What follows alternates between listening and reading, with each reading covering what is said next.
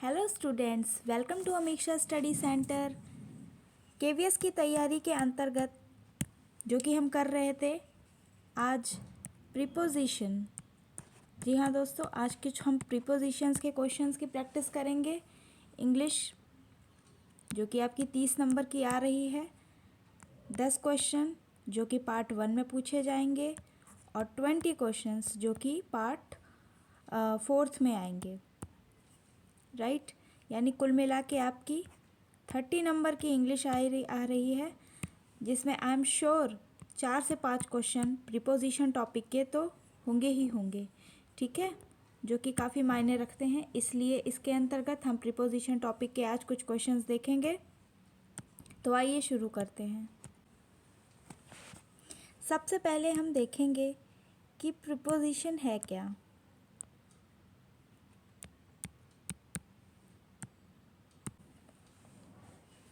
The preposition is a word or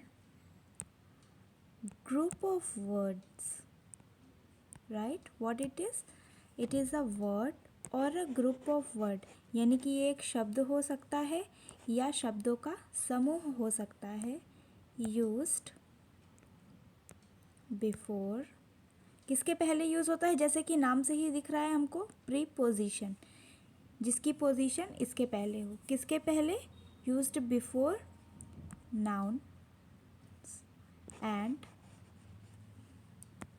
pronounce. You people can note down the definition. ये क्या show करते हैं? Just to show. क्यों use होते हैं? जस्ट टू शो टाइम, ठीक है, या तो प्लेस के लिए, प्लेस दर्शाने के लिए, टाइम के बीच रिलेशन दिखाने के लिए, प्लेस के बीच, या किसी लोकेशन के बारे में, या फिर कोई रिलेशनशिप दर्शाने के लिए, ठीक है, इसके लिए यूज़ होते हैं।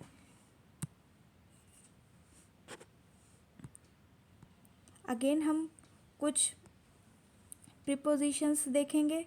एग्जाम्पल जैसे कि ऑन, ठीक है, इन से ही बना है हमारा इनटू,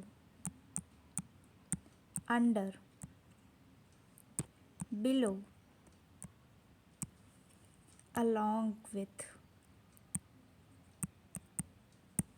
besides, ठीक है, on to, against। ऐसे ही ढेरों ऐसे शब्द जिनसे आप डेली लाइफ में रूबरू होते होंगे, ऐसे बहुत सारे शब्द प्रीपोजिशन होते हैं। तो आइए आज हम इन्हीं के कुछ क्वेश्चंस की प्रैक्टिस करें। Look, dash Raj was present in the room.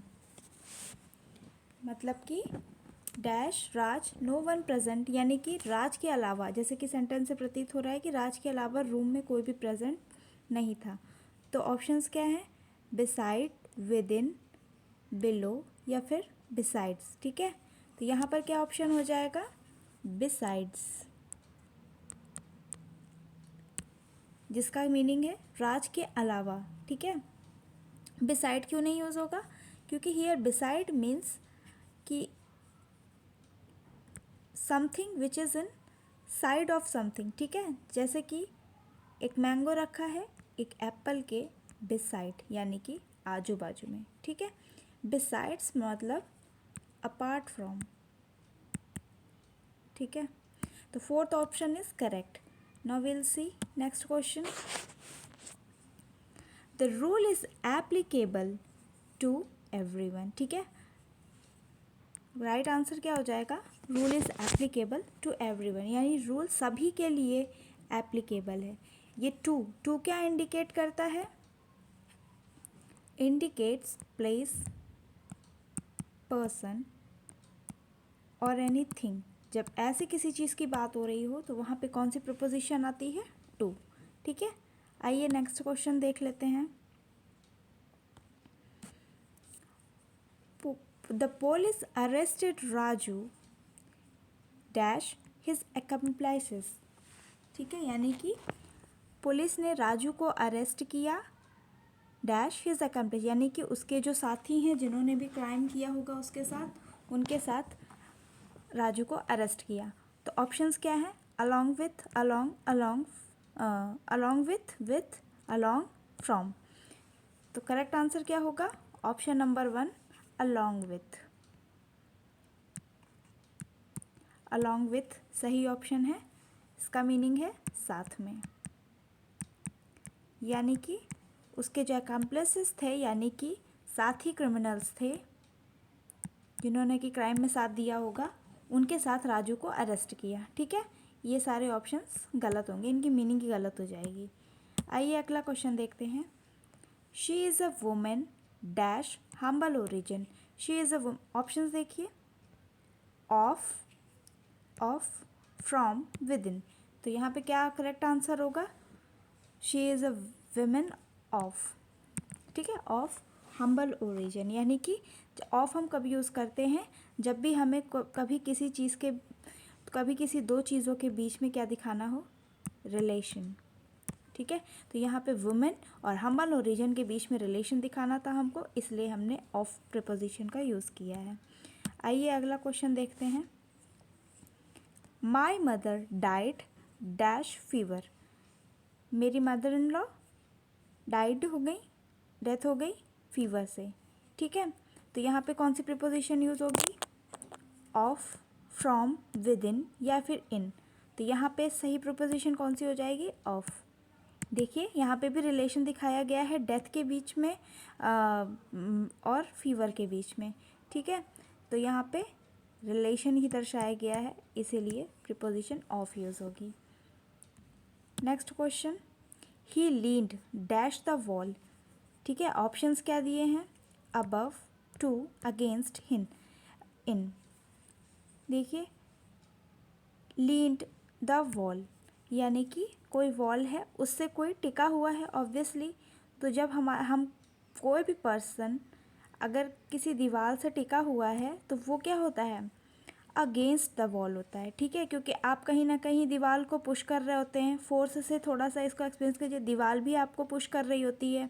ठीक है, तो ये ऑप्शन अगेंस्ट यहाँ पे करेक्ट प्रिपोजिशन होगी। Next question, we have been working in this office dash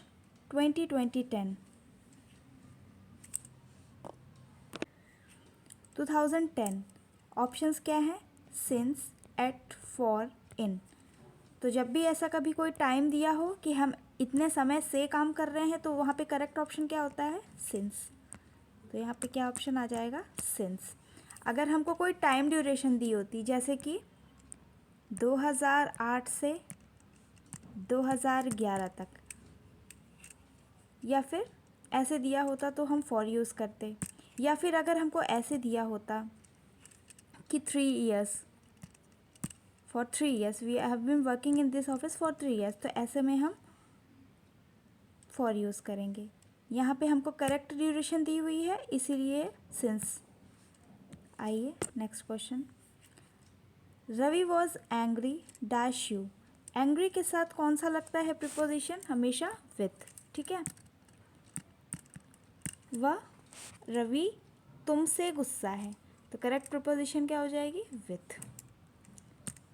next question, professor Ram is an old brown haired man dash a beard.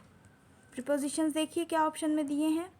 On, with, to, in. तो यहाँ पे क्या अप्रोप्रिएट लग रहा है? Option number 2 with. Professor Ram brown hair के साथ एक बियर्ड भी रखते हैं। ठीक है, तो with is a correct answer. Next question, there was a series of explosion and van burst flames. मतलब कि वैन जो है एक्सप्लोजन हुआ, सीरीज ऑफ एक्सप्लोजन हुआ और वैन हो गई, बर्स्ट हो गई और फिर फ्लेम्स यहाँ माने कि धुआं बिल्कुल ऐश हो गया, पूरा राख हो गया। Burst into flames. ठीक है, फ्लेम्स, बर्स्ट इनटू फ्लेम्स। कोई भी चीज़ अगर ध्वस्त हो गई है, फ्लेम्स में हो गई, तो फिर यहाँ पे इनटू होगा। Fourth option is correct. तो ये थे हमारे कुछ क्वेश्चंस जो कि मैंने आपको कराने की कोशिश की। होप सो कि आपको कुछ समझ में आया होगा, प्रीपोजिशंस के कुछ कॉन्सेप्ट्स क्लियर हुए होंगे। तो ऐसे ही कुछ टॉपिक्स देखने के लिए, कॉन्सेप्ट क्लियर करने के लिए हमारे चैनल से जुड़े रहिए। चैनल को सब्सक्राइब करिए, वीडियो को लाइक करें और अपने फ्रेंड्स एंड फैमिली के साथ शेयर करें। Thanks for watching video. Thank you.